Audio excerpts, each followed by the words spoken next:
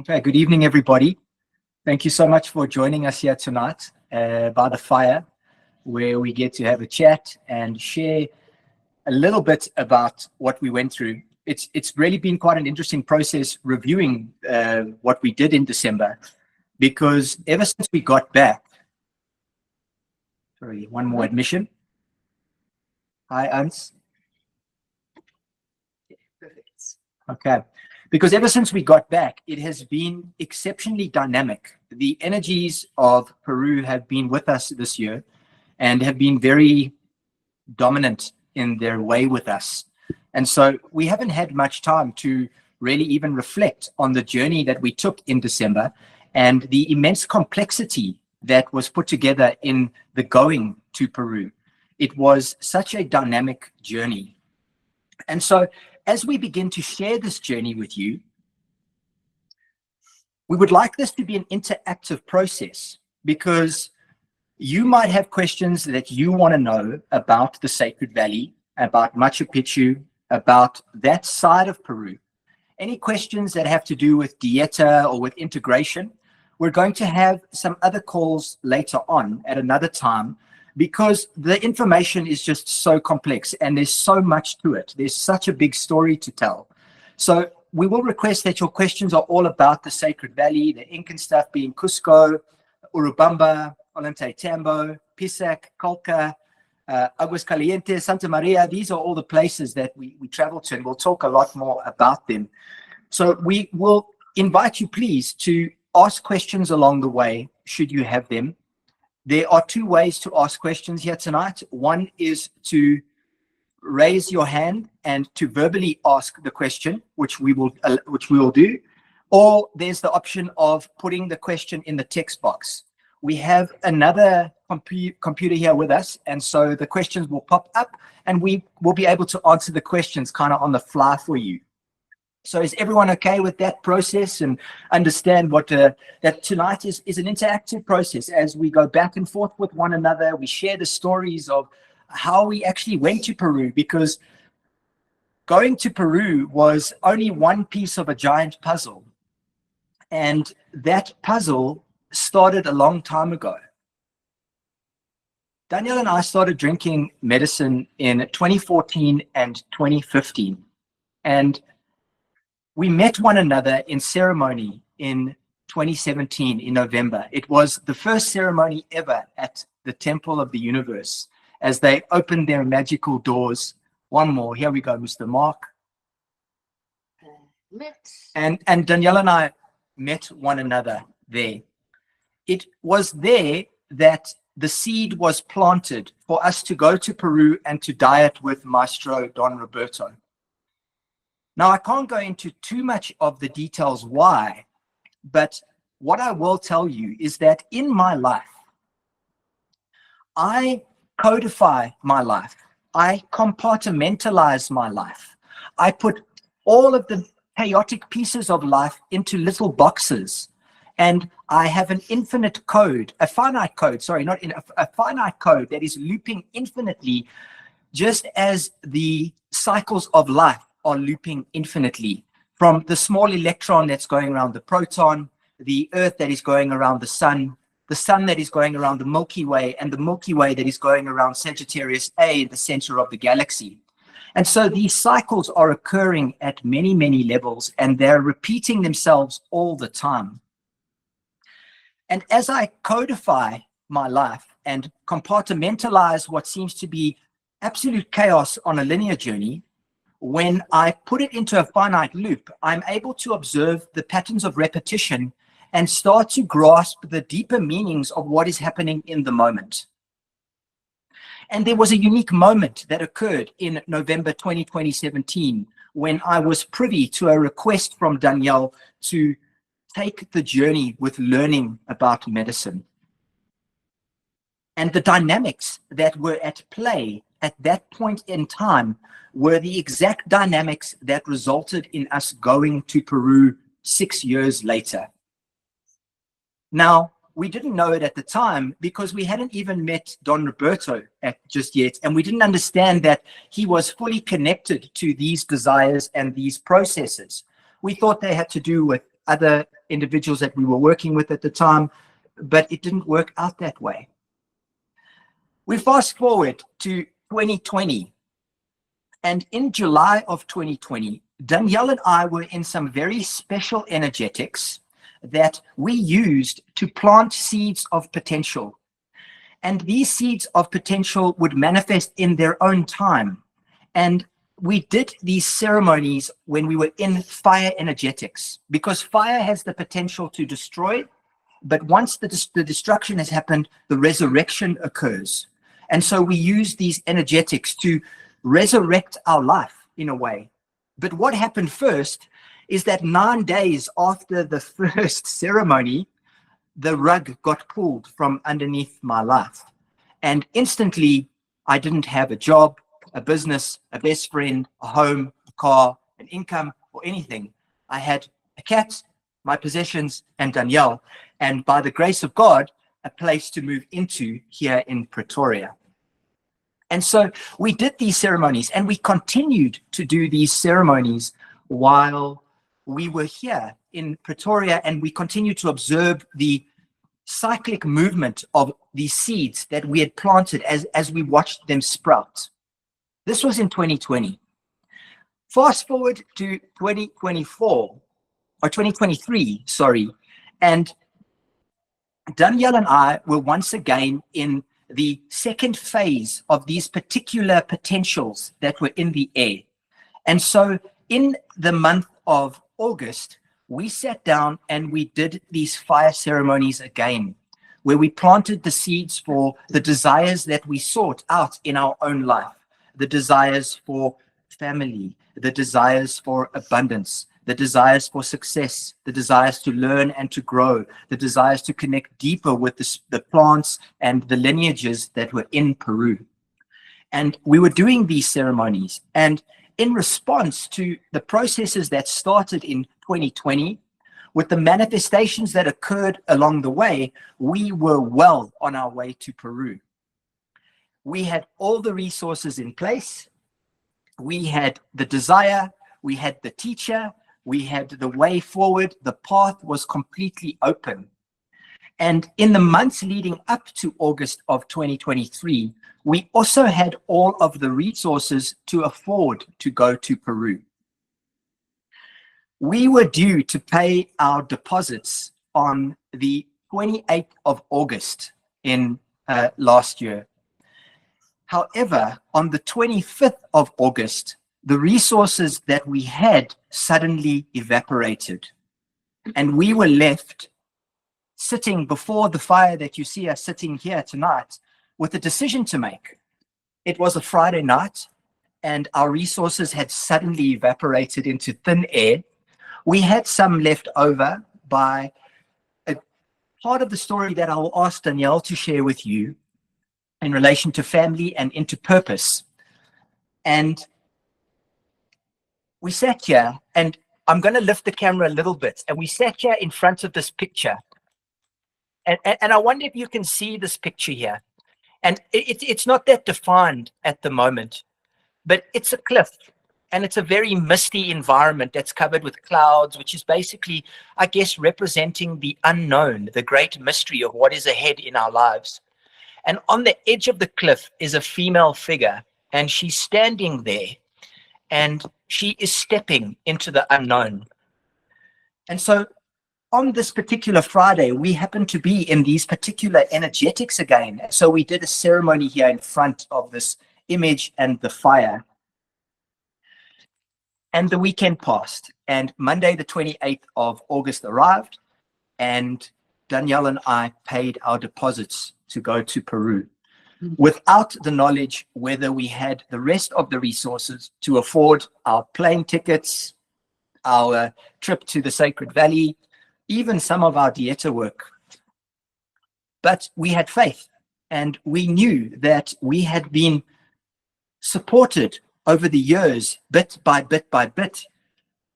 Life showing us that every moment that we go through, while seemingly, again, chaotic and random, is in fact connected in such a perfect divine manner that all is well. all is constantly well because of this fact, that our worries, our anxieties, our fears, and our concerns, that these things in the hand of God are nothing at all. These are not anything at all, that in fact we are totally taken care of and supported. And so we paid these deposits. It happened to be my birthday 2 days later. And on my birthday, my mother phoned me. And my mother and I hadn't been in a good place for some time. However, on this day, my mother just phoned me and automatically offered me money.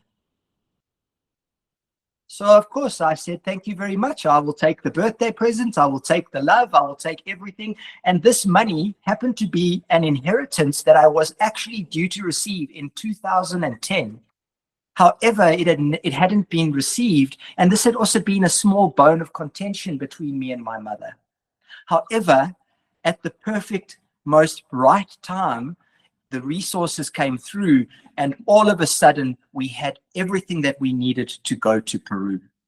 Everything fell in place. We set everything up. We bought all our hiking gear. We paid the rest of our deposits. We organized our money. We were completely and utterly supported. Not only was that a unique surprise, but we had also put out a request to our community who wanted to offer some support to us.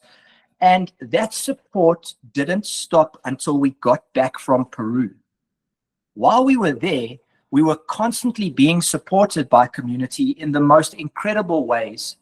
Some of you are here tonight, and it was just magic that continued to unfold the more we dived into what it is that we were passionate about and what we believed. And so on the 16th of November, we boarded a flight and off we went to Luanda. Why did we go to Luanda, Danyal? Logistics? I don't know. Why did we go to Luanda? I don't know. Why did we go to Luanda? Why did we go to Luanda? I don't know. Tell everyone. We went to Luanda, so we flew Angola, we flew Sao Paulo, we flew from Sao Paulo to Lima, we flew from Lima to Cusco, and 36 hours after leaving home, we found ourselves in the Sacred Valley. It was, how many flights is that? 4? Luanda, Lima, Luanda, Sao Paulo, Lima, Cusco. Cusco. Yes, that's 4 flights. And it was a whirlwind from beginning to end, to be honest. From the beginning of the story, I guess, in November 2017, it has been an absolute whirlwind. Everything was surprisingly very, very smooth traveling on our travels. We had left a lot of time for delays. The airline that we flew is notorious for being late and flight cancellations, so we left much time and space and for things to potentially happen, and for life to happen, and for travel to happen. And everything went incredibly smoothly from beginning to almost the end of the trip. We'll get to that at a later stage.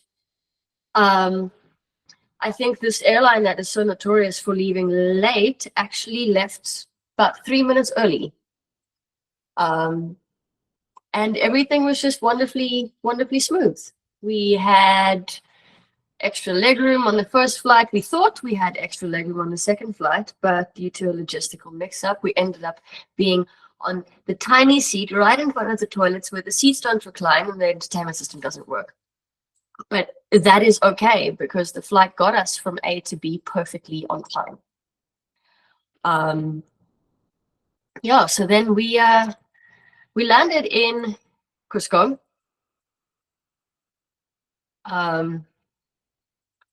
We landed in Cusco after a whirlwind travel. Before I get to any of our experiences in Cusco, it should be known that the names that we have, Danyal, not just spelt the way, regardless of how my name is spelt, that wasn't relevant at all, but just Danyal and Denzil, let me tell you, do not land in South America. So naturally, I became used to it. My name was Daniela, and Denzil's name became whatever they heard at the time, which was anything from Denso to Tenso to Tensil to what were the mostly known on Starbucks coffee cups. It was most hilarious. And so yeah, we landed in South America, landed in Lima, Cusco, and then all of a sudden the immense amount of effort and energy that I had placed into my relationship with Duolingo for 4 months kicked in. And I'll hand it over to you now. So the flights were very interesting. We were warned about flying Angolan airline, which the Faroes, the airline's name is Taj, but it's spelled T-A-A-G. It's not the same as your little one, Taj. And we were warned about this airline, and we were warned about the mosquitoes that were at Luanda airport. Like I said, the airline happened to operate like smooth as could be, smooth as ice, but it didn't have any onboard entertainment. So while this flight was on time, we didn't get to watch anything. Like I said, we ended up in these seats where we couldn't even, like, we had no leg room. We couldn't put the seats backwards. It was interesting, to say the least. It was very interesting, to say the least. We landed in Sao Paulo. We went to Starbucks and got a drink and chilled out. Then we flew over from Sao Paulo to Lima, which is about another 5-hour flight. And we landed at Lima Airport. And Lima Airport is absolute chaos, guys. Like absolute chaos. The domestic departures in Lima is like Park Station in Johannesburg, if you've ever been there. Or if you've ever even been to a rugby game or a rock concert or any kind of concert where there are hundreds and thousands of people. There were thousands of people and they were everywhere. So it was very, very chaotic. And to my utter surprise, they only spoke Spanish. And I couldn't believe it. I was actually a little bit shocked. I thought, no, at least like people would know a bit of English, but they didn't know any English. And in the lead up to us going there, we were working with Duolingo. But I'm a practical person, so like just doing things theoretically is very boring for me. So Danielle would spend a lot of time doing Duolingo, and I would always hear this little voice in the background, and she basically spent the whole year on Duolingo. And I'll be honest with you guys in this conversation, like I would argue with her. I'd be like, Danielle, what the fuck are you doing? Like wasting your life on this Duolingo app. All I hear are these little coins like ticking over and this back and forth conversation. And I'm like, really, babe? Like you got a business to build, you got the practice to open, you got like this to work on. And that was a whole learning in and of itself. Because like I say, when we landed in Lima, they only spoke Spanish. And thank heavens Danielle had been practicing her Spanish the whole year, because she was my translator for the next 6 weeks of my life. Thankfully, because I don't think that I would be sitting here. I would be lost somewhere right now in South America, hijacked and taken away because I couldn't speak a word of Spanish. Maybe I learned a little bit along the way. Sí, ¿cómo estás? Buenas noches, buenas tardes, and a whole bunch of other very poquito Spanish. Like, no, I can't even talk. I can't ask what the price is. I can't ask for change. I couldn't do any of that. But by grace, Danielle activated something inside of her that she was able to basically like just have constant conversation.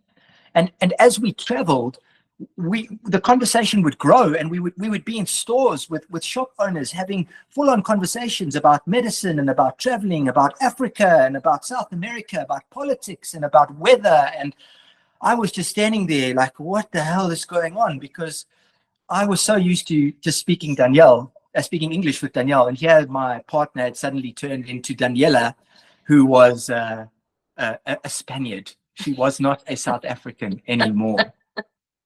But I was very grateful for this. And so from Lima, we flew to Cusco, and thankfully, by that point, the domestic planes were a little bit more amicable and a little bit newer. They weren't made in the 80s or the 70s. And there still wasn't any onboard entertainment. And I'm sure if there was, it would have been Spanish. But anyway, Latin were great and very much on time as well. And so we flew into Cusco. And along the way, we were advised to, if you fly to Cusco and you fly into Cusco, it's highly advised that you book a seat on the left side of the plane. Because as you're flying into Cusco and you're seeing all the mountains that are in the Sacred Valley, all the tall mountains, Salcantay and the Andes mountains that are there, they are all snow-capped mountains, and it is absolutely exquisite to observe. And from that side of the plane, you get to see all of the beauty. Remember though, on the way out, book on the right, so you get to see the beauty again. Unfortunately, we were on the left again on the way out, but that's also another story for another time. So we flew into Cusco, and we were greeted by these incredible snow-capped mountains that were just majestic. In South Africa, we have our own beautiful mountain ranges that are old and also incredibly large in scale. However, these mountains were bigger than anything that I'd ever observed before. And because of this, there's a lot of weather that is going on around these mountains. In fact, I found out that the environments within the Sacred Valley are constantly changing. The mountains are constantly moving because there's a lot of tectonic activity that's going on. And so there's a lot of landslides, there's a lot of rain, and the rain also causes a lot of landslide in the mountains. The rivers are constantly changing in size and in volume. The paths are always changing. The whole environment is very kinetic, it's very dynamic, it's always moving. And so we were lucky. We flew into Cusco and it was very calm. The weather was very settled. And this also was a very fortunate theme that I'll share a little bit later in the story with you about the weather patterns that we were constantly engaging with along our spiritual journey with Peru. And so we flew into Cusco, and the plane flies along these mountains and then takes a sharp turn left into the runway, because between this ancient city, the belly of the Incan Empire, is this little landing strip that is a few hundred meters long, and that's all that's there. And so we flew in, we came down, we hit the brakes, we stopped, and we had arrived in Cusco. By this point, our eyes were bloodshot, we were overtired, and still exceptionally excited. And I think our excitement was really keeping the story alive for us as we were seeing new things. We were now where we really wanted to be. And we had taken this immense journey now to get there of years in the making. We had a taxi. What we decided to do is we decided that whenever we traveled to a new place, that we would ask the hotel that we had booked in to come and collect us from the airport, because randomly getting a taxi is quite a challenge in Peru. And it's like getting a taxi here in South Africa, you know, ordering an Uber. These things are, they're quite difficult, and travelers tend to be scammed by locals, especially when they look like us and we are gringos in a foreign country. And so we asked the hotels whenever we traveled to a new place that they would come and pick us up. So the driver came and picked us up. I can't remember what the driver's name is now, but he was very calm and relaxed in comparison to some of the other drivers that we had while we were in Peru. And he took us off to our hotel in Cusco. Cusco sits at 3,399 meters above sea level, which is roughly about 1,000 or so meters higher than most of us here in the Gauteng area. And so pretty much instantly I started getting a headache. The altitude is quite difficult to acclimatize to, and so we're not used to it. We we didn't even really get much fit for this experience. We just kind of trusted that the yoga that we were doing with Ansi and Guns was good enough for our body, that our healthy lifestyle was good enough. We were walking and hiking, and so we thought that would be good enough. But it was quite a challenge. The altitude was quite difficult. You are recommended to drink coca tea, but we didn't do so on the first night because our guide advised that we don't drink coca tea because it's very stimulating. Now, of course, coca tea is very stimulating because it is the precursor to cocaine. And so coca leaves are only allowed to be grown in 3 or 4 different countries in the world, this being Bolivia, Argentina, Chile, and Peru. And so they use a lot of coca tea, and there is a lot of tradition and history around this plant and this use with the Incan people, the ceremonies that they use coca for, the types of social gatherings that they use coca for. They would get together with coca, and they would consume coca and tobacco, where they would chew tobacco and chew coca together. And the tobacco was called ambil, A-M-B-I-L, and they would chew it with the coca leaves. And this would facilitate conversation within the community. And they would sit down and they would tell stories, and they would sing songs, and they would share with one another, all stimulated by the energetics of the tobacco and the, in inverted commas, the cocaine, but the coca, which is obviously the more traditional, grounded, organic product, not the pharmaceutical man-made product. Cusco is a very ancient town, city, place that has incredible history, and the streets of Cusco are very, very narrow. If you go through a door in Cusco, however, it opens up into a maze and a labyrinth of wonder and mystery. And behind everything is a lot of space and openness. And so it's advised, should you enter Cusco, that you go and you walk into places. You not only remain in the beautiful architecture of the combination between the Spanish architecture of Catholicism with their churches and their cathedrals, coupled with the architecture and technologies, of the ancient Incans, who used, I don't know how to put it, like rock technology that we don't even have available to us today, which is exceptionally beautiful in its making. The streets were cobbled, and we found a place to stay called Home Garden. And Home Garden was a hostel, or hotel, little 3-star hotel.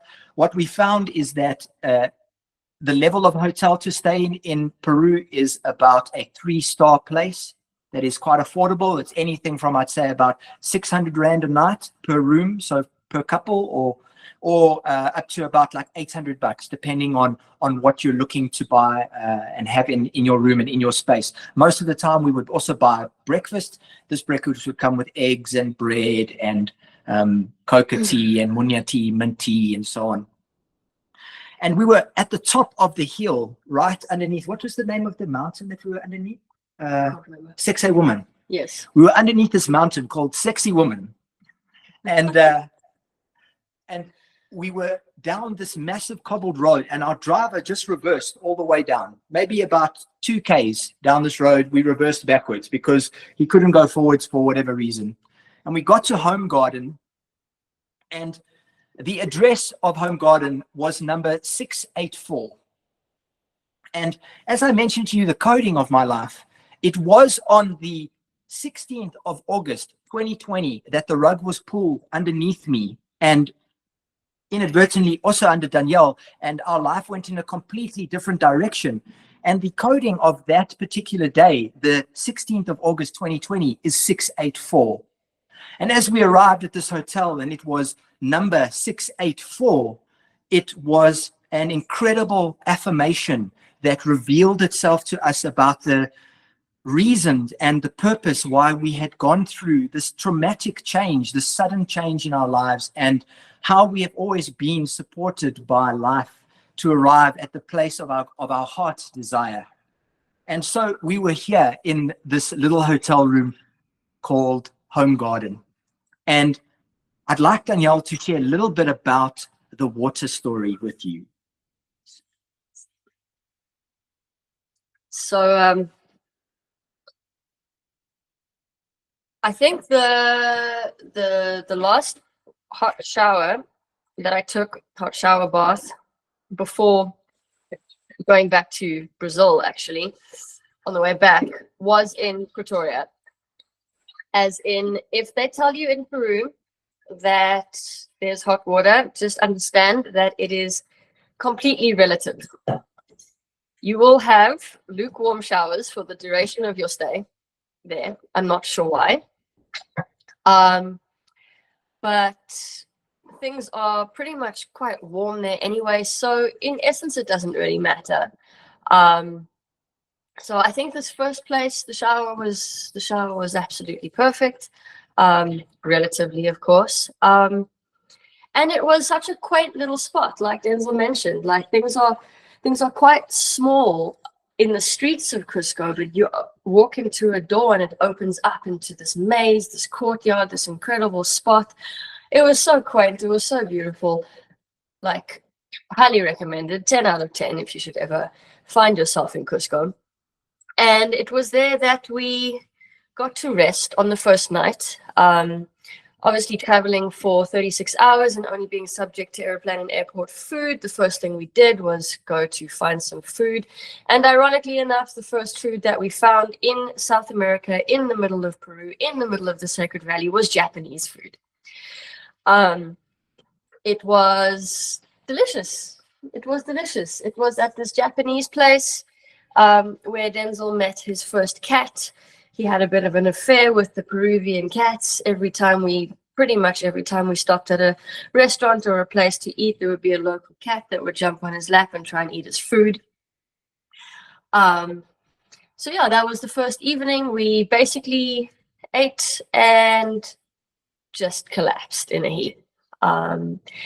And then the next day we awoke, had our breakfast, navigated in Spanish, or it would be more appropriate to say Spanglish, because as much as Denzil has said my Spanish was wonderful, it was still Neanderthal in my opinion. So, but Spanglish got us by. And then we started exploring the town. We just started exploring the streets. We were very quickly accosted by two Incan ladies in traditional clothing who had a llama with them, and we also very quickly found out that the photo op that they have going on for tourists to take a photo with a llama is one massive scam, and they ask for a lot of money because I guess they assume we're American or from England or the UK or something. Yeah. Anyway, the llama ladies are a scam, but we got the photos anyway. We will be posting a whole bunch of photos that cover the aspect of the trip that we're talking about this evening. We'll be releasing a photo album in the next couple of days, just starting with it. We have thousands of photos, so it's been a big job to work through. But you will get to see the photos with the llama and the scam. But nonetheless, this is how one learns as a tourist in a new place. People are opportunists everywhere. That is a universal thing. So anyway, we moved on and just started exploring these cobblestone streets. We didn't have anywhere in particular that we were headed. We just wanted to see what was up. We found some beautiful art murals, some beautiful shops. It's really a wonderful place. Everyone in Cusco wants to sell you something.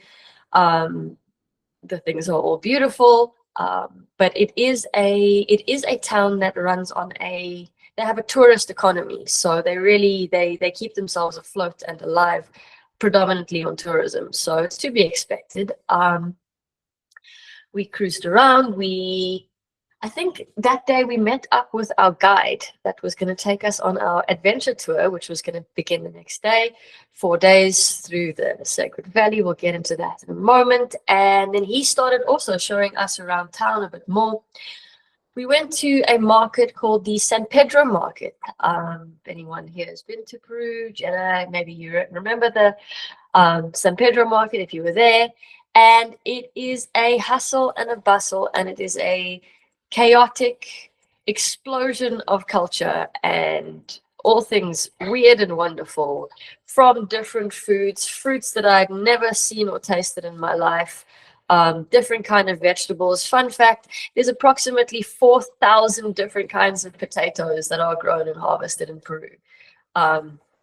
In comparison, I think the United States only has about 200, so 4,000 is a great amount of potatoes. They have food, markets, stalls, weird and wonderful things, medicine, plant medicine, because it is completely a free market and completely unregulated in Peru. It's readily available. One has to exercise a great amount of discernment in markets and stuff, because wherever you look, there is plant medicine for sale. Everyone wants to sell you something. We walk through the streets, there are signs there that just, as if it's a lineup for an evening of band performances, it just says San Pedro, Ayahuasca, mushroom ceremony, like date and a time. It's a completely different cultural experience in the valley to what one would expect, to be honest. And it was a lot of fun. It's very chaotic, but chaotic in the best kind of way. So we missioned around, got to know the place, started buying little things, something we needed for our trip, some little trinkets and goodies. And what else was on the day? We just cruised around. We looked at the architecture, looked at some of the natural sites, the building. It was just a complete cultural immersion. On the first day, we had traditional meals at the market. We just explored, essentially, on the first day as we prepared to take our journey the next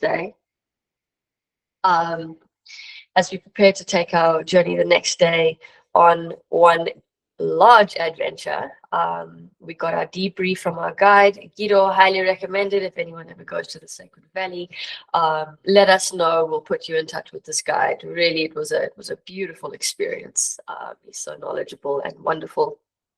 And then I believe our next day started when we got collected at about 6 o'clock in the morning. Yeah, that's right. To head down into the Sacred Valley to begin our trip. Yeah, that's right. And as Danyal was saying, we went with this guy, and his name was Guido.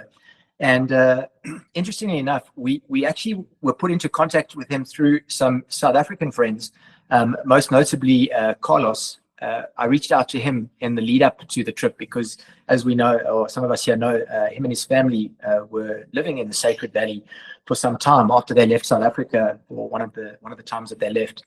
And I reached out to him to ask him for advice about, where to go in the Sacred Valley, who to speak to, what to look out for, what it is that we should potentially expect. And he put me in contact with a friend of his, and this friend of his put me in contact with this guide.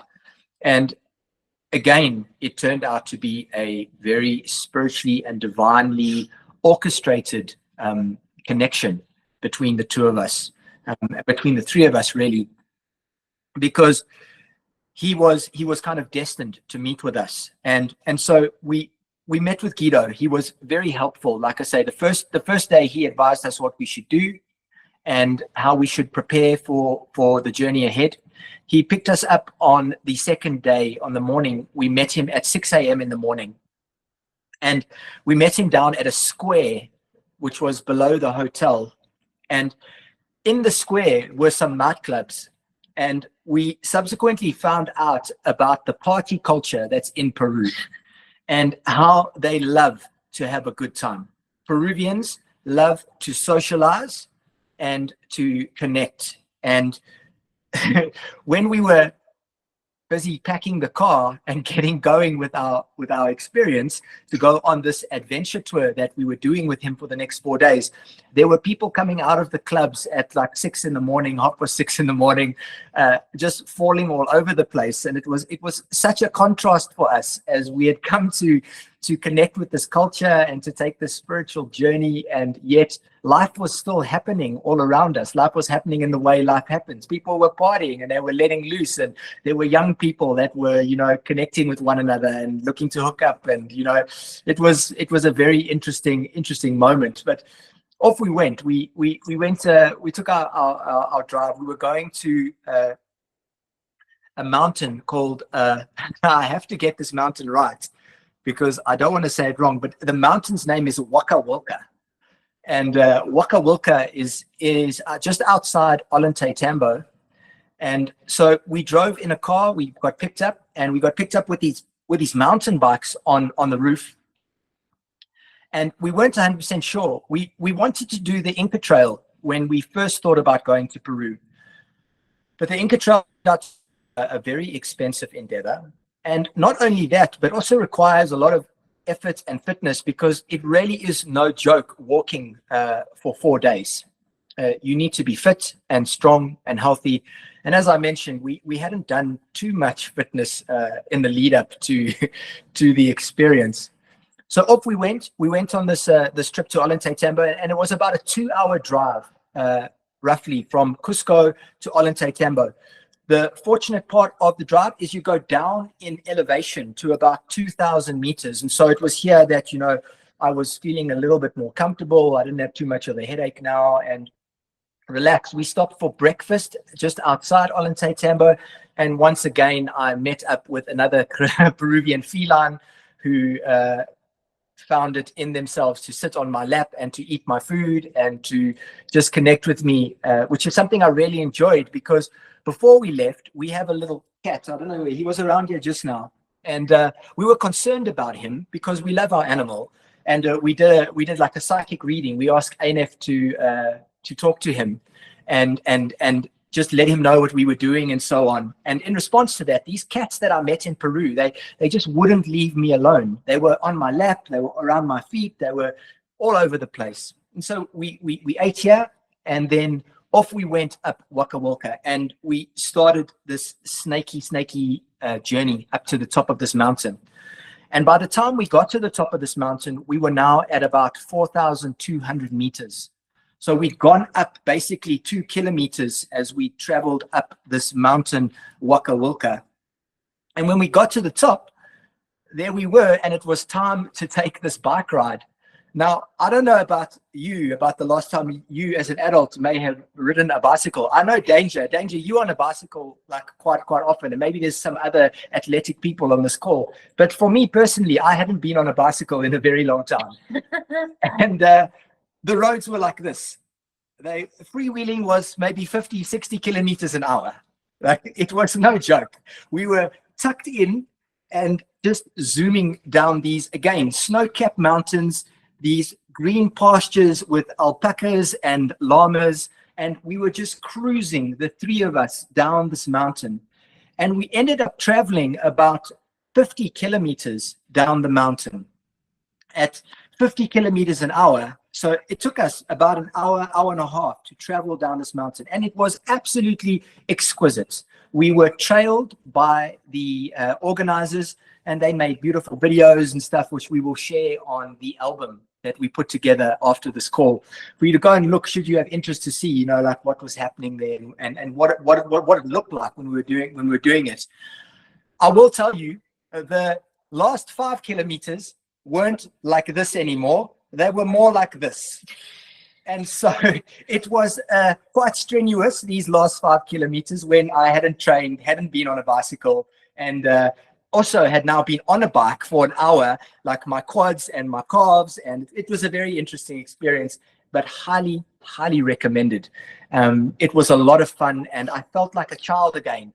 I do recommend sunglasses when you're taking a 50 kilometer an hour bike ride, because there are bugs, and it's not safe to ride the bike with your eyes closed to avoid the bugs. We got to the bottom, and at the bottom we had our first Inca Cola, which isn't as fancy as it sounds. It's a yellow, like Sparletta-esque type drink, and we really needed this for the sugar uptake and just, you know, get back on our feet and cool off after this really intense experience that we'd had at the bike ride down the mountain. We were now in our favorite town of all, called Santa Maria, and so it was a big reminder for us about the other loves of our life, the other plants that have carried us forward for such long time.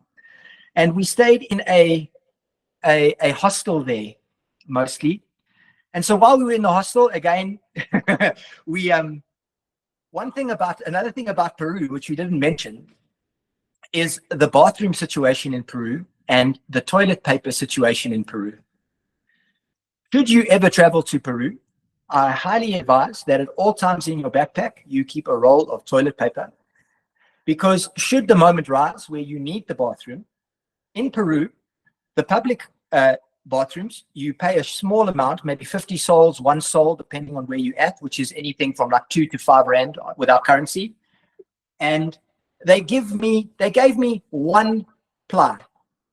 That's all you get. You get 1 ply, 1 little square of the toilet paper.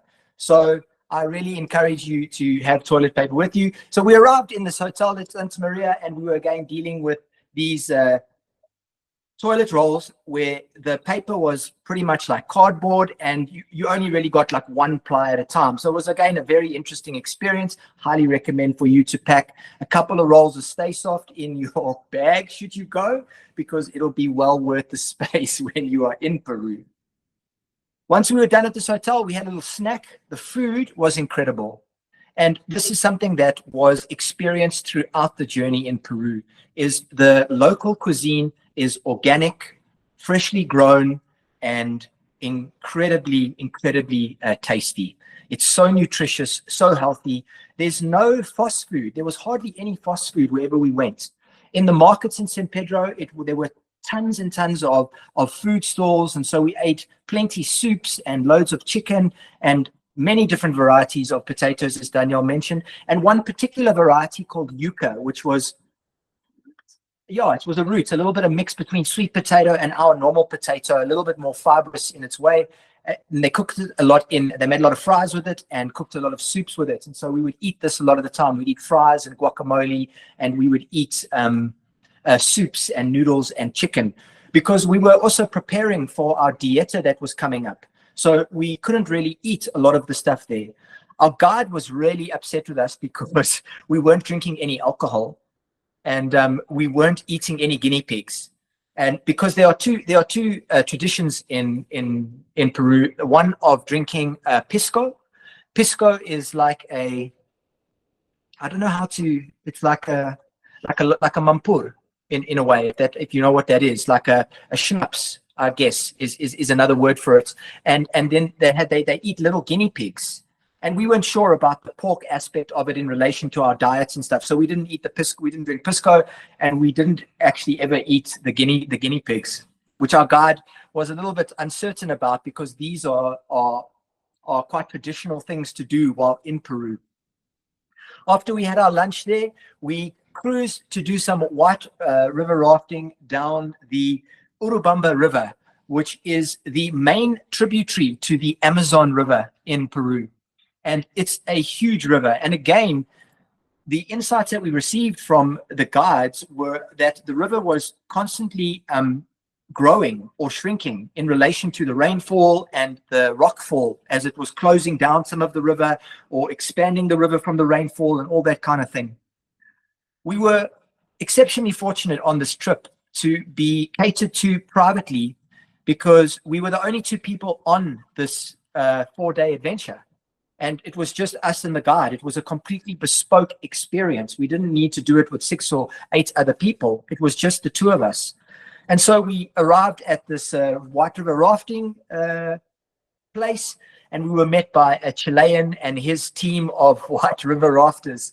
And they schooled us on how to navigate the rapids and the boats and what to do if we fell in, and the adventures that we went on. They showed us secret little places along the way. We would park the boat, and then we would go hiking up into the mountainside, and we would find secret little waterfalls and pools and so on, so that we could swim in them and relax in them.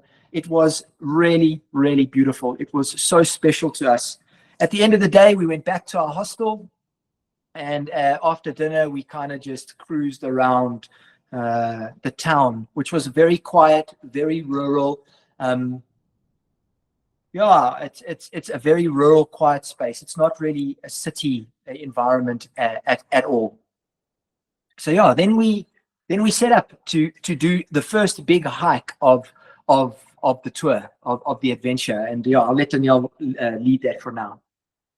So the next day, after this phenomenal first day of this 4-day adventure, the next day we headed off from the town of Santa Maria on a hike, which is apparently one of the days of the Inca Trail. So I think it's a rather large portion of the Inca Trail. It was, I think, approximately 20 kilometers that we hiked that day, give or take. So we first took a small drive out to our starting point, and then on our starting point, yeah, we began to walk, and we walked into, basically it is, I think, it's on the border, or it's as the Amazon jungle begins, and it was essentially what we walked through. I'm not sure if it's just that portion or if it's just the jungle in its entirety. I think it's just the jungle in its entirety. It's essentially a food and medicine forest, like a natural supermarket, a natural pharmacy. It's quite incredible, and our guide was so knowledgeable in his knowledge about what every little plant was, every little shrub, every little root, every seed, what it can be used for, what kind of food, medicine for what kind of ailment. It was just such a beautiful, enlightening journey, and we walked and we learned along the way. We even had the opportunity to eat a termite when in Peru, I guess. Yeah, when in the jungle. And we hiked and we hiked, and it was very humid. The valley itself is not necessarily that hot, but the humidity is very is very high. And so we were walking and going and learning and just absorbing the immensity of the jungle, of the forest. Different kinds of sounds, different kinds of birds, different kinds of plants, a whole bunch of stuff I've never seen before. Just really, really exquisite. And we ended up walking for a couple of hours until we got to a place called the Monkey House. And this is a family-run business, which is I think a bit of an accommodation, a little bit of a cafe rest. I wouldn't call it a restaurant, so to speak, but yeah, there's a bunch of stuff going on. You can get a drink, you can get some food. There's a beautiful view, buy some curios and so on.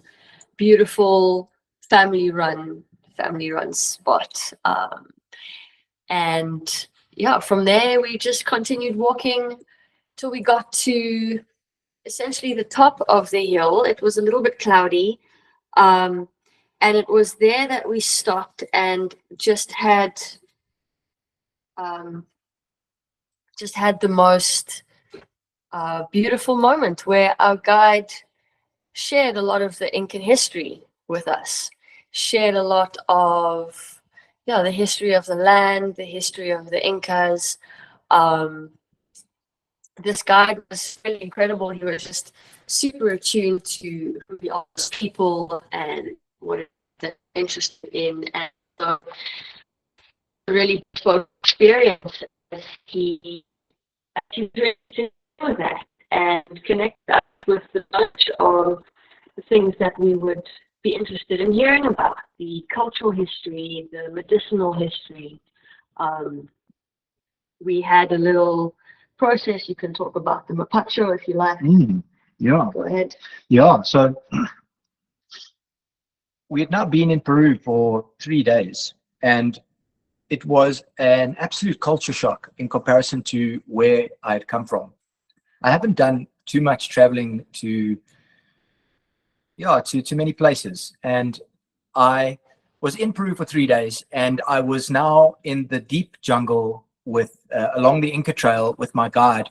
And along the way, there were small communities that were also living there in the hillsides.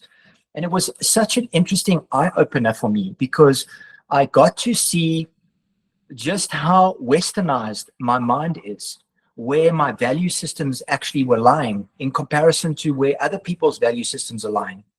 I was all about, in going to Peru, one of the main reasons I went to Peru was to find direction with my life. I was looking to head off in a new direction, and I went there to get answers that I was looking for. And now I'm in this place, and there is not these opulent houses on the hillside. Not everyone driving fancy buckies or fancy cars, or everything's very low key. Everyone is quite equal in this place, and they're not necessarily striving for the things that I was striving for. They were living amongst food forests and medicine forests. There was abundance absolutely everywhere that you could look. They weren't short of anything, so things didn't seem that important. It didn't seem that important to be having a bank account that you can constantly rely on, a bank account that you constantly need to rely on. They didn't seem to need this. What they seemed to need was community. And while I was walking along this trail, I got a deeper and deeper insights into the importance of community and the real value that lies in community and the support that is there in community. Because my Western mind is so I-driven. I must succeed. I must do this. I must go out and be all that I can be. When in community, we can really go far together. And this is what I saw on the mountainside. I saw people living in low-key places that were well-fed, that were happy, that were just sitting out in the sun, enjoying themselves, and there wasn't a crease on their face that would indicate that they were concerned or worried. If there were lines on their faces, I am pretty certain that they were there from laughing and smiling and being together. And this really rocked my perspective, because I was like, holy moly, what am I doing with my life, and where am I focusing my value system, my intentions? And I was walking along this trail, and we are going through these beautiful, massive forests, these trees. They are some of the most intricate and beautiful flowers and rich colors that I highly encourage you to go and spend a little bit of time flipping through this album when we put it up, because there are flowers and colors and textures that are there that you would have never seen before. And they're just popping out at you. They're just there. They're just there. And it helped me connect deeper and deeper with my spirit as I was walking along this journey. And by the time we got to about the peak of this hike that we were on, we sat down and we did a coca ceremony. And we were educated on the Inca Empire and the vastness of this empire. And that Cusco was in essence the belly of the Incan Empire. And that in all four directions, there were sections of the empire, and each section would fulfill a certain role in the empire. And the king would leave Cusco, and he would travel anything from 1 to 2 times a year to these other different areas within the empire to connect with the craftsmen and the agricultural aspects of the society and gather wealth and all these kinds of things. And while we were on top of the mountain, we learned about the Incas. They used to have runners, and the runners would run from one place to another place to share information within the empire. But because of the broken telephone scenario, they developed a system of tying knots with string, and the knots of the string would hold a significant message that was needed to be shared.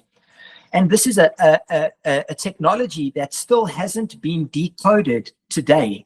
Nobody knows what these ancient strings mean with all their different kinds of knots on, and what it is that these runners were, what messages they were delivering around the empire. But this is what they used to communicate and to keep the message whole from the king, so that his word was really followed. Now, while we were up there and we were doing this coca ceremony and we were connecting with the spirit of the plant and the spirit of the cultures, I took out some mapacho to offer to this space, and I started working with this mapacho. And as I started working with this mapacho, what had been a cloudy and overcast hike till that point, the clouds suddenly opened up and we were just blessed with beautiful, warm, sunny weather.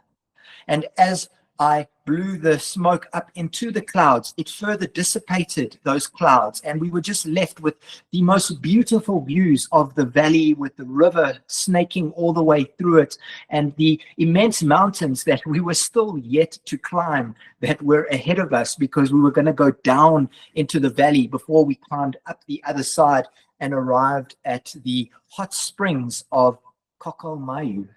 Pucallpa. So it was really beautiful and deeply meaningful to connect with this piece of Peru that had in fact been walked by the Incas of past. Our guide allowed us to walk alone for some time and to just connect privately along this hike. And so we did so for quite some time. Did we stop anywhere for food again? We had lunch at that other... We had lunch. Yeah. We eventually arrived at another venue that, again, is in the absolute middle of nowhere, yet is beautifully set up in a very much similar fashion as the table and the boma at the temple, you know, with the kitchen and the table where we eat and stuff. It was a kind of environment like that. It was covered with a deck and a beautiful long table, and these the hummingbirds. There were just hummingbirds in the plants all around us, and again, organic fresh food that we got to eat to nourish us before we carried on this hike.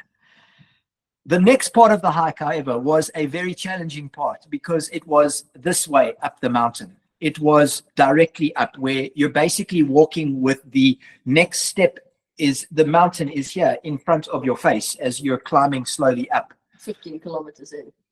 15 kilometers in, and after now it had got quite hot, as like I said, the clouds opened and we'd eaten lunch. You know, you want to have a little siesta, but there was none of that.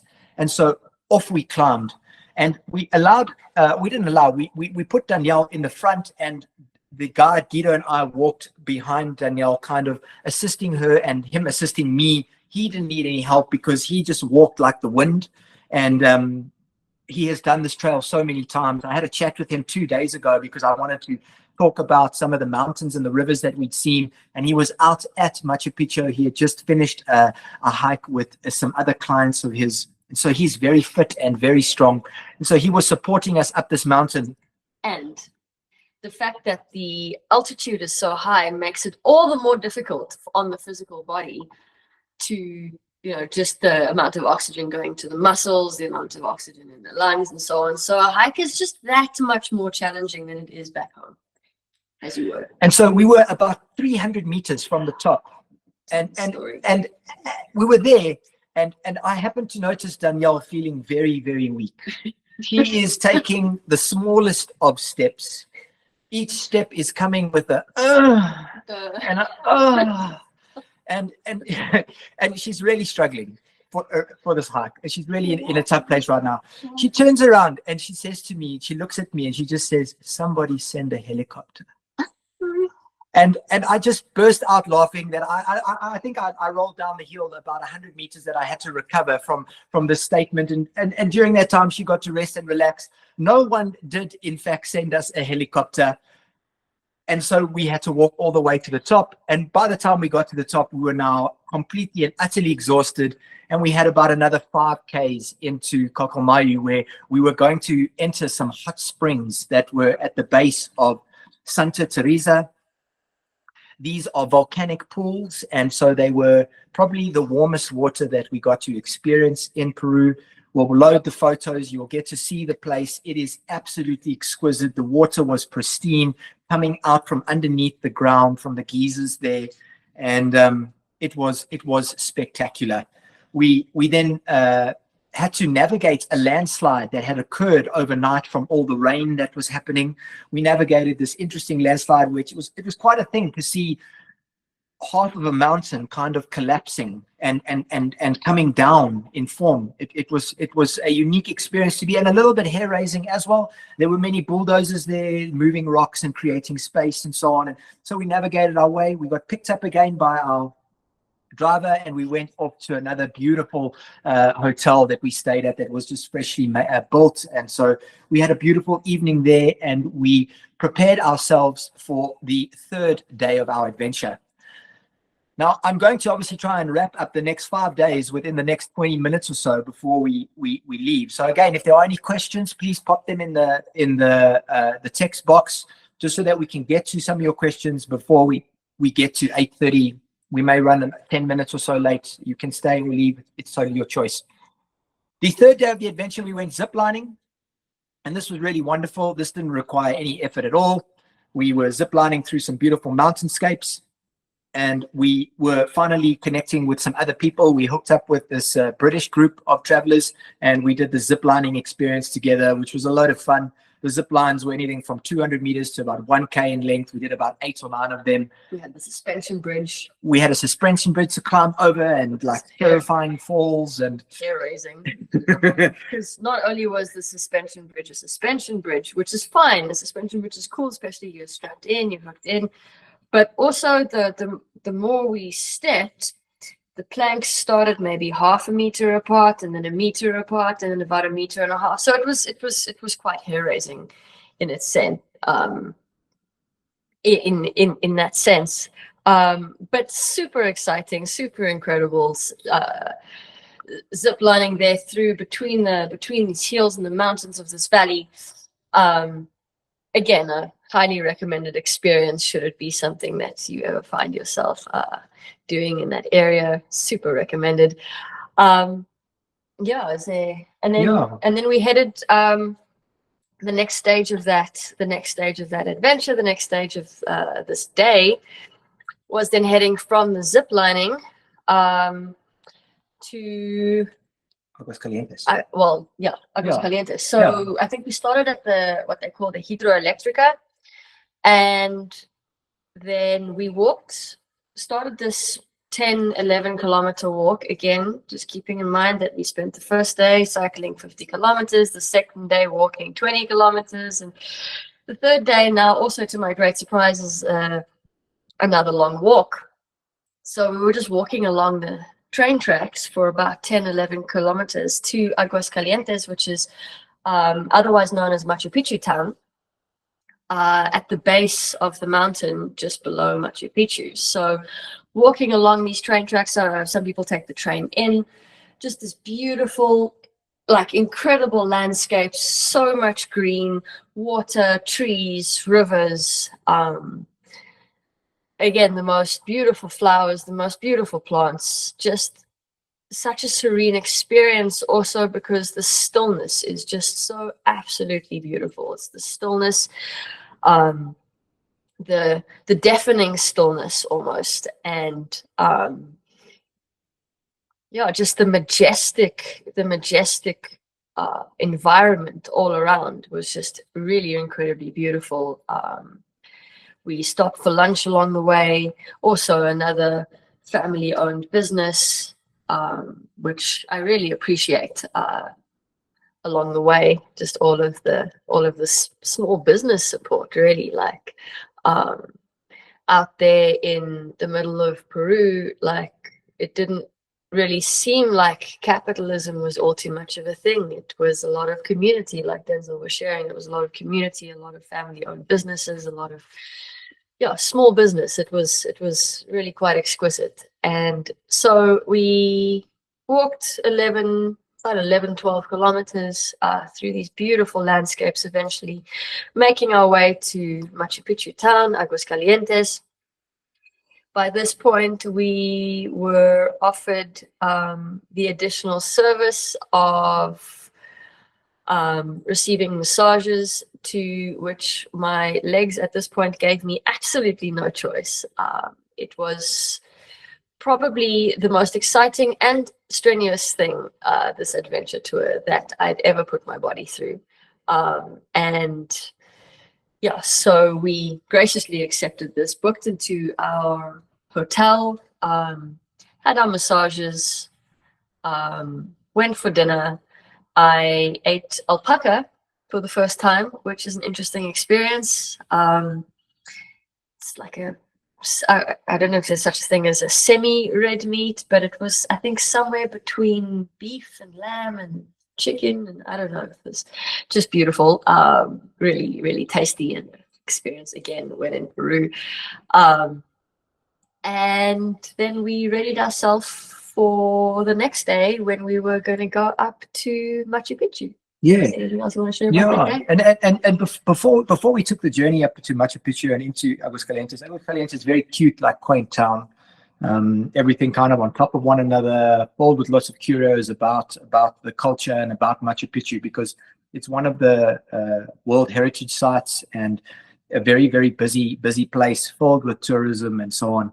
And some of the interesting things that happened is the consciousness of the environment really started to seep into me as I was walking down the train tracks into Aguascalientes through the jungle, and having an opportunity to reflect on what had gone on in my life over the last couple of years, the last 4 years of my life. And in response to that, I was receiving such incredible insights that I've been applying and bringing forth over the course of this year. And so it also had a very deeply spiritual energy to it all. The size of the nature was constantly in your face, constantly reminding you that there's something greater than you, something that you need to align with, a presence that is so much greater than the individual I. And it was really felt along this walk into the sacred place, into Machu Picchu.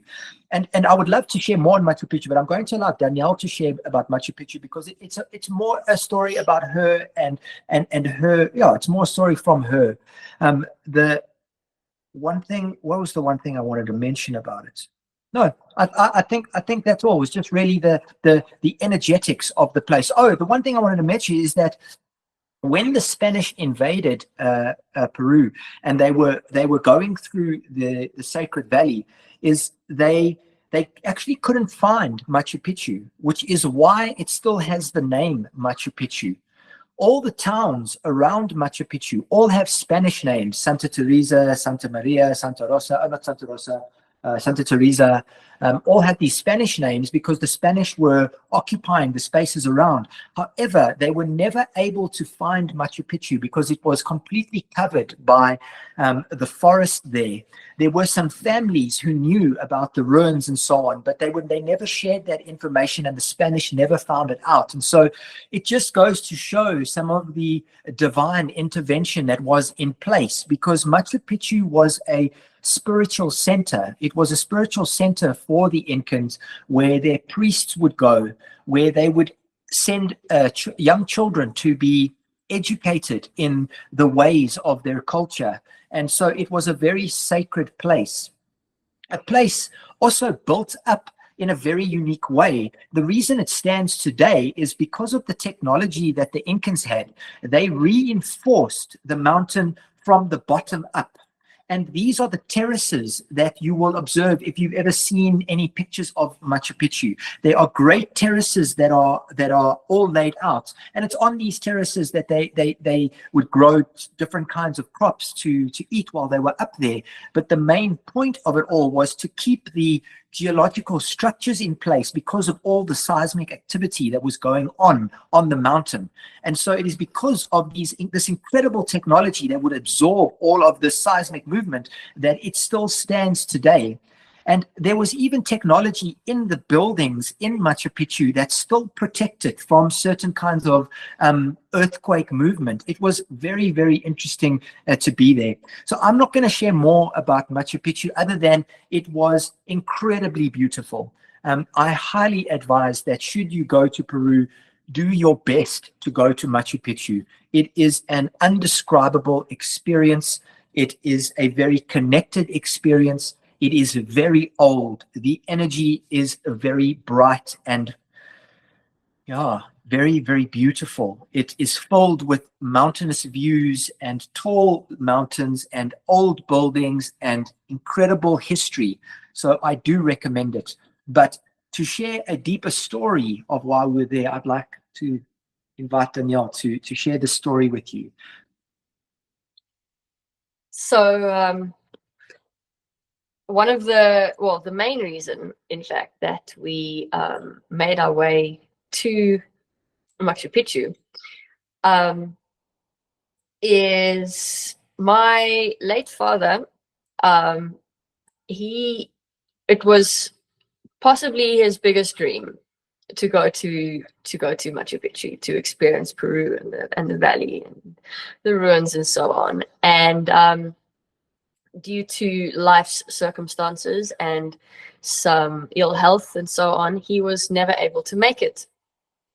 And so near to his passing, I promised him that we would still go. And that's what I did, is I took his ashes with me and we made our way there. And pretty much the main point was to scatter his ashes at Machu Picchu. And so then the next day, as we were now making our way up, I kind of wanted to get there sort of as early as possible and really hopefully even capture the sunrise and so on. But our guide was adamant, and that our guide was absolutely adamant that it would not be worth it being there at sunrise because there would be nothing to see. So I relented, and then we headed up. I think we headed up by bus. We had the option to take hundreds of steps up, but my legs declined.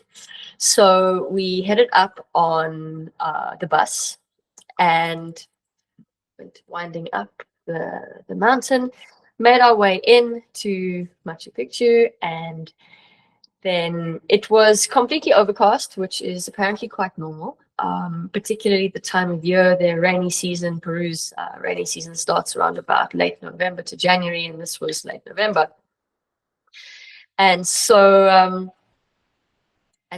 we made our way up, and our wonderful guide, who I will just repeat is very connected and in tune, recommended to me that I scatter his ashes in two places. The first being right up top with the famous view, the view that has all the postcards and that's on all the postcards and everything, the super famous view of Machu Picchu. And so that's what I did. I just started a little bit of a mini ceremony, a little process, and I scattered about half of his ashes there up top the mountain so he could have the most phenomenal view. And interestingly enough, as I did so, the clouds opened up and revealed the mountain, Huayna Picchu, and just the sun broke through and the view was just out of this world. It was a magical moment of note. Absolutely perfect. And then we continued along the way and explored the ruins. The way it's laid out at the moment, apparently a few years ago it was a bit different, it was a bit more free, but the way it's laid out at the moment is there's circuits that everyone kind of flows in. And so we headed down the circuit and learned a whole bunch of history about the Incan Empire, about the ruins, about the archaeology, and so on. It was just, a sublime and serene experience to be there. And we made our way through, saw all the things, lots of llamas up there. It's really wonderful. And then eventually made our way down closer to the end, down to a spot which was the second spot that was recommended for the scattering of the ashes, which is a place called the Temple of the Condor. Now, in Incan Quechua cosmology, it is said that the condor transports the spirits of those who have passed, not necessarily up into the heavens, but rather back into the mountain, back into the earth. And so our our guide recommended this as the second spot, and I thought that was just absolutely perfect, because where else could I lay my father buried to rest other than to be transported by the spirit of a condor back into the mountain.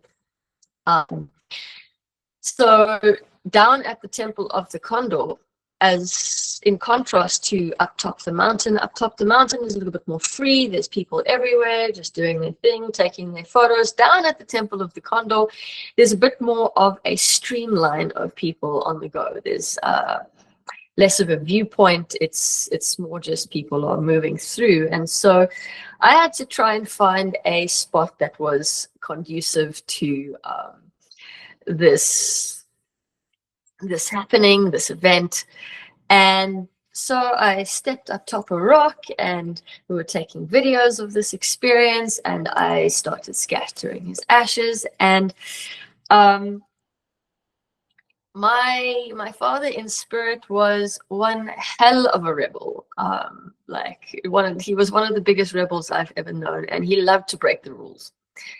And so as I was scattering the ashes, standing on this rock, I was kind of leaning over a do not pass rope and doing the thing and having my moment. I heard this whistle start to go, and it kept whistling and whistling, and eventually I heard our guide, calling to me to get up off the rock, but I wasn't done. So I first finished and then jumped off the rock, and I was getting whistled at by security and so on. And I just thought that this was absolutely perfect and the most wonderful way for my rebellious father to wink at me on the way out, by getting me into a level of trouble, as his sort of parting move. So that was quite precious. And so yeah, I got to do what I set out to do.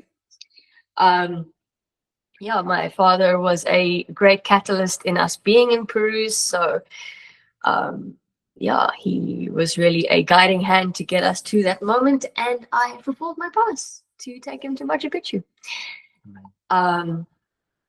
And yeah, so shortly after that was the end of the circuit, end of the Machu Picchu road, and then it came to an end, and we made our way back down. I don't know if there's anything you want to add about Machu Picchu. No, that was it. It was just such a beautiful, sublime experience, guys.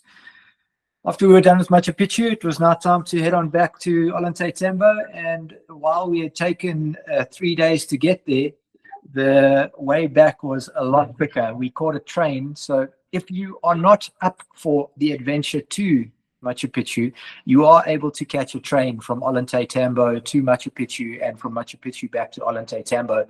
And it's literally like about a 45-minute, hour-long train ride. So we caught the train back. We picked up our luggage. One of the beautiful things about Peru is because of the tourism focus, you can basically leave your stuff at any kind of hotel there. They're used to having a lot of travelers and travelers carrying bags, and also then going on these hikes and these adventure tours and so on. So you can pretty much leave your stuff. So we left our bags at a hotel in Ollantaytambo, and we actually arranged to stay there when we got back. It was very, very safe in Peru.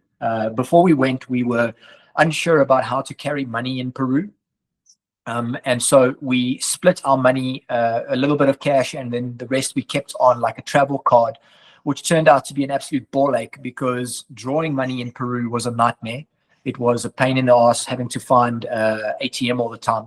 So should you travel to Peru, I highly recommend that you travel with cash. Just travel with cash dollars. There's lots of places where you can just exchange cash in Peru and get solace, and there are also all the places except American dollars there. So it was a better option. When we go back to Peru and we take our journey back there, I will just take cash with me, because the cash card wasn't necessary, because there's so much safety focus. And like I say, everyone has a job there. I think they only have roughly between 3.5% and 4.5% unemployment in Peru. So everyone has what they need. Everyone's taken care of, and there's not a lot of theft and so on going on there. So it was very, very safe.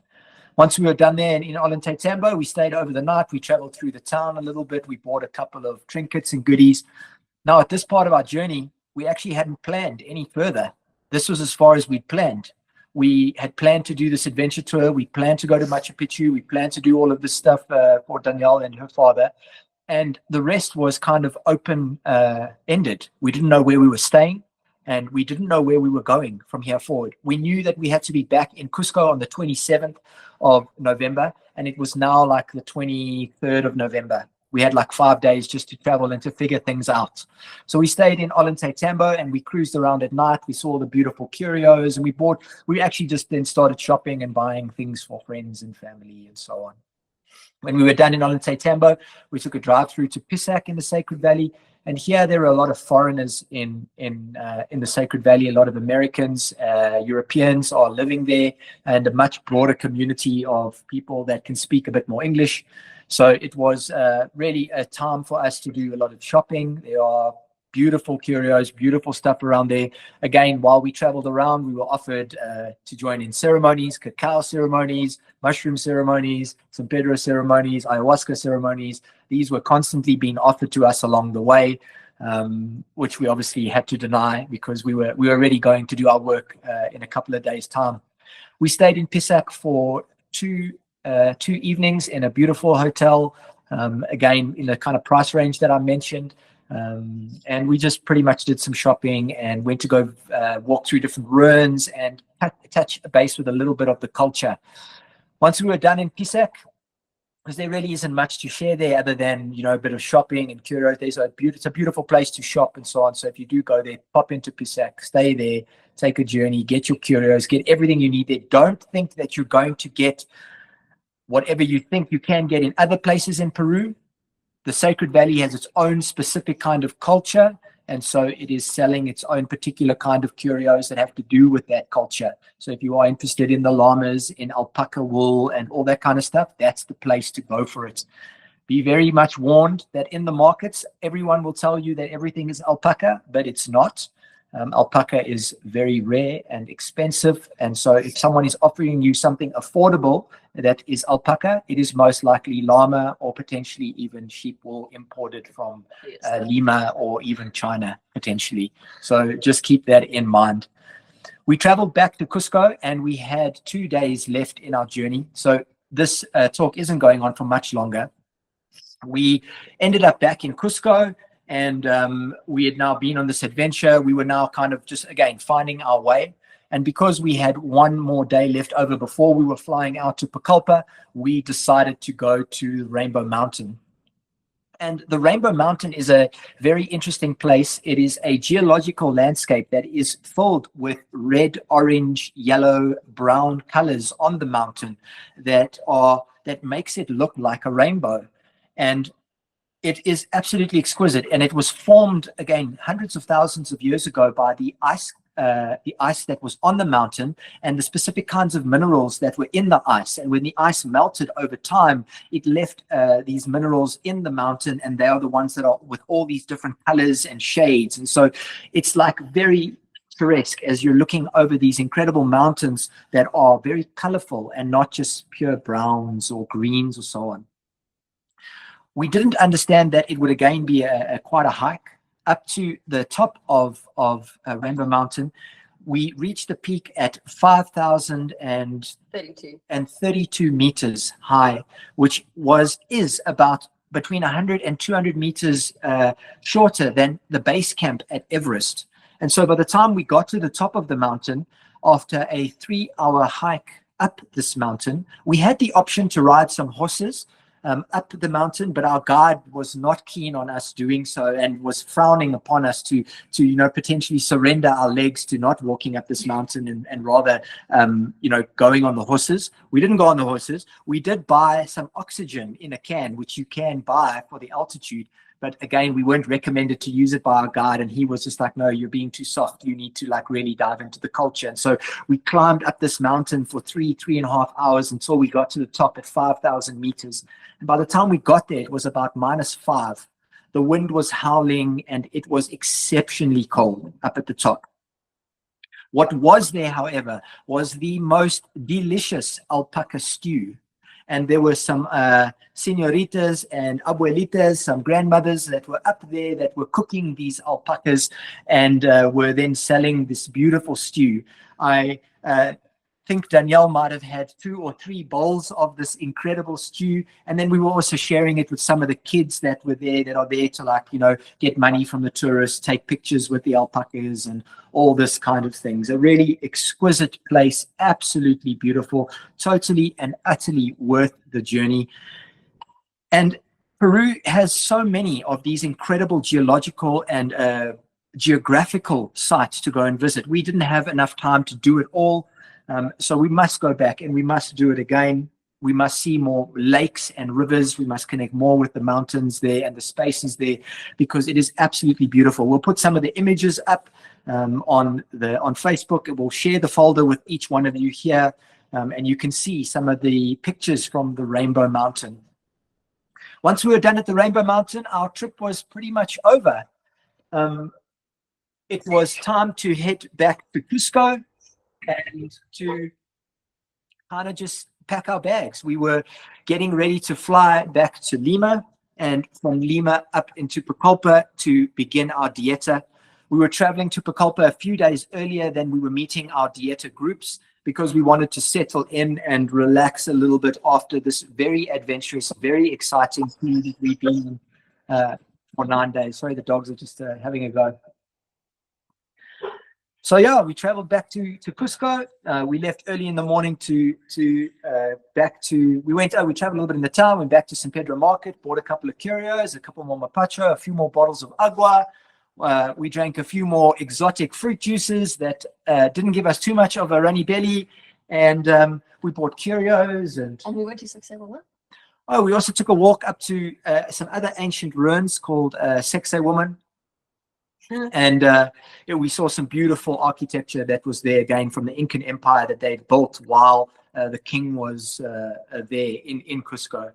A really funny story is that where we live here in Menlo Park is we live pretty much between 2 schools. One's a high school and one is a primary school. And they have a lot of gees, they have a lot of spirit, the Afrikaans culture. And so they are constantly having these sports days, and they have these sports days not for one day on the weekend, but for Friday, Saturday, Sunday. They have these sports events, and they have announcers and live musicians, and it's a real party. And so we were really looking forward to taking a break from all of the gees and going to Peru. However, when we were up at Sexe Woman, there across the valley was a massive, like, sporting event that was on the go. At a school. At a school, on a field, packed with hundreds of people, announcers that were now just speaking in Spanish and playing Spanish music.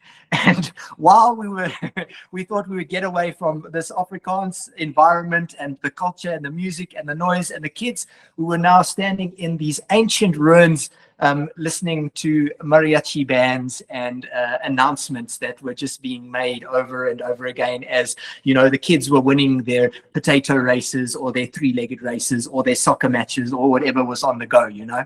So it was an interesting place to be, because as much as things change, they really do stay the same. So that was it. After that, we just had dinner. I don't know where we stayed. I don't know, we stayed in a different place. We stayed in a different place. Yeah, we stayed in a different hotel.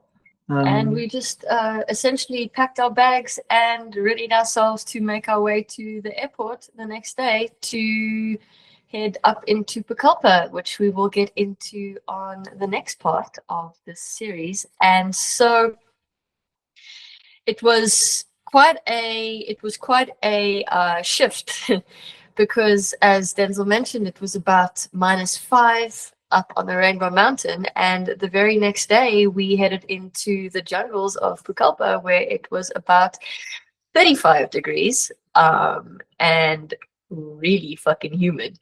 So yeah, it was a whole shift from this to that, this contrast of super cold to super hot, from one culture into another culture, because interestingly enough, the culture difference in the places that we were at in Peru were vastly different. Same country, completely different vibe. I guess similar to our own country, it's also, there's many different cultures and vibes all around. But yeah, it was just such a phenomenal experience, adventure, cultural immersion, stepping into the unknown, really stepping out of the comfort zone, doing things I never would have thought I could have done or would have done. Yeah, discovering new aspects of who I am in different environments that are not my usual environments. Yeah, really just discovering many different aspects of myself, of the world, cultural immersion, really. Indeed. We subsequently found out that in Peru, there are roughly 60 different kinds of indigenous tribes that live in Peru. And so you can imagine, these are all peoples that have their own unique culture, they have their own unique cosmologies, they have their own unique belief systems. They look different. They all have different skin colors and different features and different ways about them. Their hair is different. And so there is such variety. As much as there's variety in potatoes, there are variety in people in Peru. And so it was really interesting. And so in the next talk that we will have, another fireside discussion, we will share our journey with the Dieta process that we went to and our connection with the Tree of Light, Noya Rao. We did two-week dietas while we were in Pucallpa, and we will share the experiences, the lessons, the insights, the journeys with the medicines, the ceremonies that we went through, the extreme purges that occurred, as well as the divine gifts that came through, and the whole experience that we went through, which was really a chapter all on its own, as we individually went our own separate ways and dived deep into our own psyche, into our subconscious mind, and into our own inner realm to realign, to straighten, and to allow our higher potential to manifest in our day-to-day narrative. So we are hoping and praying that you will come to the next talk, and should there be things that you would like to know, please reach out to us. Please contact us, because there is just so much to share. When you see some of the pictures, you'll see some of the things there that we didn't really get to talk about here in this talk, because we can't give you every single moment by moment. And we've already run almost 15 minutes over time already, but it will be jam-packed, the next one. So check out the images when you got some time, and perhaps if just recall what's going on here, and you'll see what's happening there.